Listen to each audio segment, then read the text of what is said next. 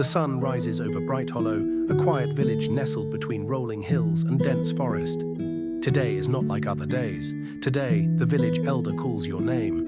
You have come of age, and as tradition demands, an orphan must prove their worth before they may claim a blade. The gathered villagers murmur, watching with interest. Some look hopeful, others doubtful. Beyond the forest lies the ruins of an ancient keep. There, a blade awaits. If you return with it, you will have earned the right to be a warrior.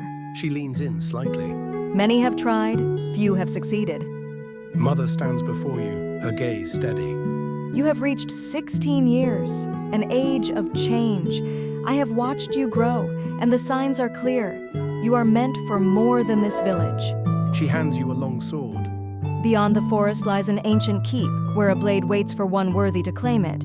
This is your path. She pauses. Not all who seek their first sword return.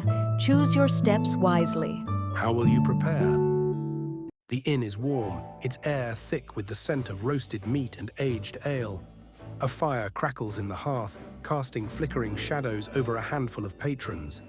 A grizzled mercenary sits near the fire, sharpening his blade with slow, deliberate strokes. At a far table, a hooded traveler nurses a drink, their eyes darting to the door as if expecting trouble. Behind the bar, the innkeeper, a broad-shouldered man with silver-threaded hair, cleans a mug with practiced ease. His gaze flicks to you, appraising but not unkind. A few empty tables are scattered near the window, offering a place to sit and observe. What will you do? You barely settle into your seat before a stout dwarf stumbles over, dropping heavily into the chair across from you. His breath reeks of ale, and his beard is stained from whatever he's been drinking. Ah, a fresh-faced traveller. Heading toward the keep, aren't ya? He winks, tapping his nose. Silvercross is a small place. Word travels fast. Folks say you've come of age, and Mother's sent you on the path. He leans in conspiratorially, voice slurring. The dwarf grins as if he's been waiting for you to ask. No need for tricks, lad. I'll tell you straight. That forest, listen well now, it don't take kindly to drawn steel. Keep your blade sheathed no matter what you see or hear.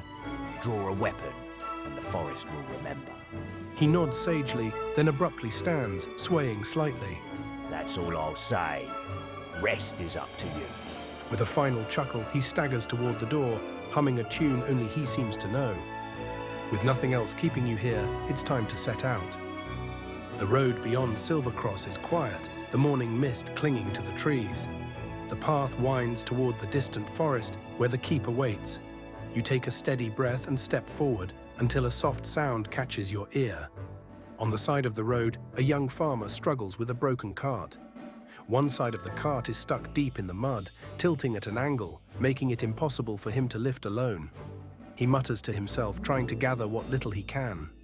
He glances up at you, wiping sweat from his brow, a mix of frustration and hope in his eyes. Not much to offer, but a kind hand is worth more than gold. What will you do? You step toward the farmer, eyeing the stuck cart. He gives you a grateful nod. I've been at this for a while now. Two hands might do what one alone cannot. The cart is wedged deep in the mud, and brute force alone may not be enough. You consider your approach. With one final effort, the cart lurches free from the mud. The farmer steadies it and exhales in relief. You've got a good heart, he says, brushing dirt from his hands. Not many would stop to help a stranger. He climbs onto the cart, preparing to leave. If you're ever back in Silvercross, look for me. I owe you one. Name's Bram. With a nod of thanks, he flicks the reins, guiding the cart down the road. You watch him disappear into the distance before turning toward your own.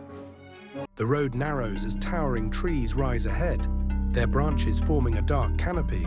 The air is thick with the scent of damp earth and moss, and the distant call of unseen creatures echoes through the trees. The ironwood forest stands before you. Two paths lead into the woods. One is well-traveled, its dirt packed firm by years of passing feet and wagon wheels.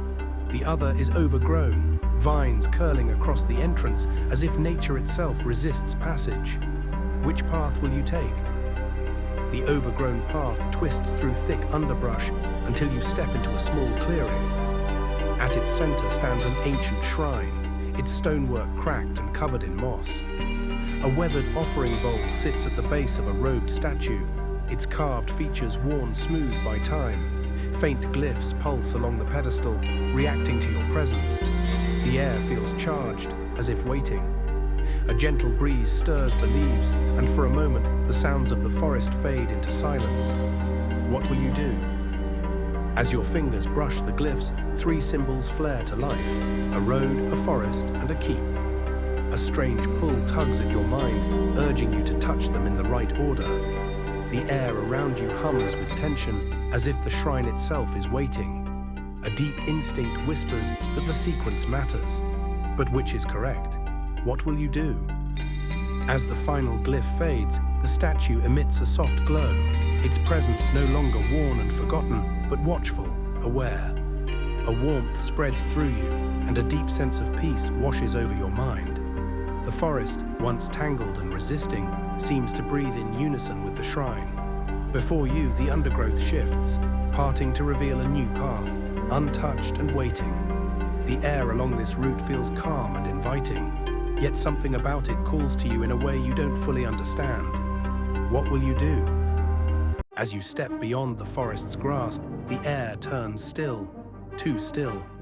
A low growl breaks the silence, and from the underbrush, a pack of wolves emerges, their fur dark as the night, their eyes glowing red like embers in the dark.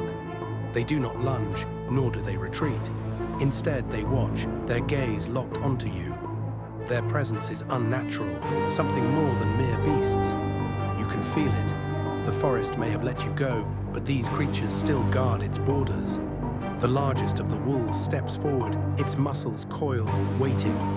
What will you do? You draw your sword, steel flashing in the dim light. The wolves pause, their ears twitching as they consider their next move. Then, one by one, they withdraw, their glowing eyes lingering a moment longer before fading into the shadows. They have chosen not to fight, but this is not the last time you will see them. The forest finally releases you, and the path ahead opens to a clearing. At its center stands a small, ancient manor, its stone walls cracked but holding firm against time. The structure is modest, with arched windows and a single tower, far from the grand fortress you might have imagined. A heavy wooden door marks the main entrance, its iron hinges rusted but sturdy. To the side, a section of the wall has collapsed, revealing a narrow opening where vines creep through the cracks. The place is quiet, undisturbed, as if waiting for you. How will you enter? You step into the grand hall, its once majestic interior now coated in dust and silence. Torn banners hang lifelessly from the walls, and the air carries a lingering chill, as if something remembers your presence. Ahead, a ghostly knight draped in spectral armor moves without a sound, gliding through a heavy wooden door. A strong magical force pulses from beyond it, beckoning you forward. To your right, an aged wooden door, slightly ajar, leads outside. Through the gap, you glimpse a courtyard, where a statue of a knight stands solemnly. The knight's stone hands clutch a sword, its tip resting on the ground, and at its feet lies a weathered door, half buried in dirt and overgrowth. What will you do? You step into the library, the air thick with dust and age. Towering bookshelves line the walls, their tomes untouched for centuries. The faint glow of candlelight flickers without a source, casting shifting shadows across the floor. At the center of the room stands the ghostly knight, his spectral form now clearer, armor tarnished by time, a sword at his side, his gaze locked onto you. His presence is neither threatening nor welcoming, but measuring. Tell me, traveler. His voice echoes, deep and steady. What is true strength? The might to overcome all that stands before you, or the wisdom to forge your own path? The weight of the question lingers, the knight's form unmoving as he waits for your answer. The ghostly knight meets your gaze, his flickering form steady despite the passage of time. He places a hand over his chest in a gesture of respect. You have chosen the strength to forge your own path. Power is not merely the force to overcome, but the wisdom to know when to stand firm and when to move forward. True strength is not found in the blade, but in the one who wields it. A calm yet undeniable force fills the room, and your hand drifts to your sword. As you draw it, golden light spreads along its length, a glow of unwavering certainty. This is not a new weapon. It is the truth of the blade that has always been yours. You have earned the blade of the Valiant. A sudden dizziness washes over you, and a thick mist swirls around your feet, rising until it obscures everything. The air grows heavy, and your vision fades into darkness. For a moment, there is nothing. Then, as the mist recedes, you find yourself standing in Silvercross, the village unchanged, the familiar streets stretching before you. The keep, the forest, the trials, were they real? Had you ever truly left? Your fingers tighten around your sword, the weight is the same, yet different. A pulse of power hums beneath the steel, proof that something has changed. Whatever the truth may be, you know one thing with certainty. This is not the end. This is only the beginning.